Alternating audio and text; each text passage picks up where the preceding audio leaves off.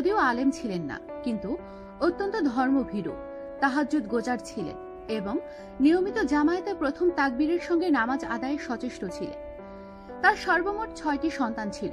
ইন্তেকালের পূর্বে তিনি যেই পরিমাণে কষ্টকর অস্থিরতা ও যন্ত্রণার মধ্যে ছিলেন তা ছিল কেবল সন্তানদের জন্য প্রচন্ড দুশ্চিন্তা।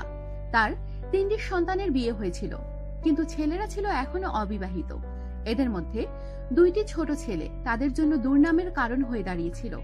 তারা উল্টা সিধা ও ভবগুড়ের মতো হয়ে গিয়েছিল ও এলাকার অধিবাসীরা তার কারণে অতিষ্ঠ হয়ে পড়েছিল।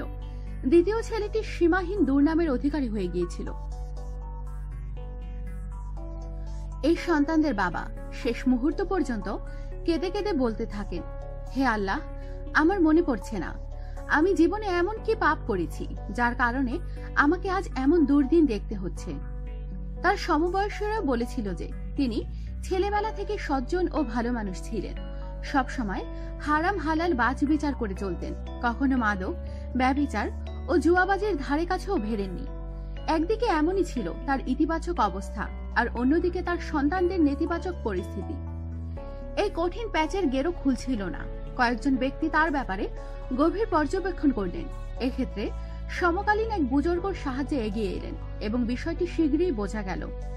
তার বুজুর্গ সঙ্গীর বক্তব্য ছিল, যৌবনকালে মসজিদে যাওয়ার সময় যখন দুষ্ট ছেলেরা তার সামনে পড়ত, তাদের তিনি ধিক্কার দিতেন যে, তোদের কোনো বদমাশ বাবা জন্ম দিয়েছিলে, তোদের বাবা কি হারাম রোজগার করে আর সেগুলো তোদের খাওয়ায়, যার কারণে তোদের এই দুরবস্থা হয়েছে। স্বজনদের কারো কারো নেতিবাচক, অপছন্দনীয় ও অবিশ্বাসযোগ্য কথা যদি কানে আসত, তবে তিনি সবার সামনে মন্তব্য করতেন যে ইতরদের সন্তান ইতরই হয়। এই ছেলেদের বাবাও যুবক থাকতে এমন কোনো কাজ করে থাকবে, এজন্যই তার ছেলেদের এই অবস্থা হয়েছে। মোট কথা, কাউকে ধিক্কার দেয়া এবং কারো পাপের কারণে তাকে লজ্জা দেওয়ার ক্ষেত্রে তার জুড়ি মেলা ভার ছিল। এই কথা শুনে আল্লাহর রাসূল সাল্লাল্লাহু আলাইহি সাল্লামের হাদিস মনে এসে গেল, কোনো ব্যক্তি কাউকে যদি তার পাপের কারণে লজ্জা দেয়, তবে মৃত্যুর পূর্বে নিজেই সেই পাপে জড়িয়ে পড়বে। নবী করিম সাল্লাল্লাহু আলাইহি সাল্লাম বলেছেন, কারো বিপদে খুশি হলে আল্লাহ তাআলা তার দোষ গোপন রাখবেন না।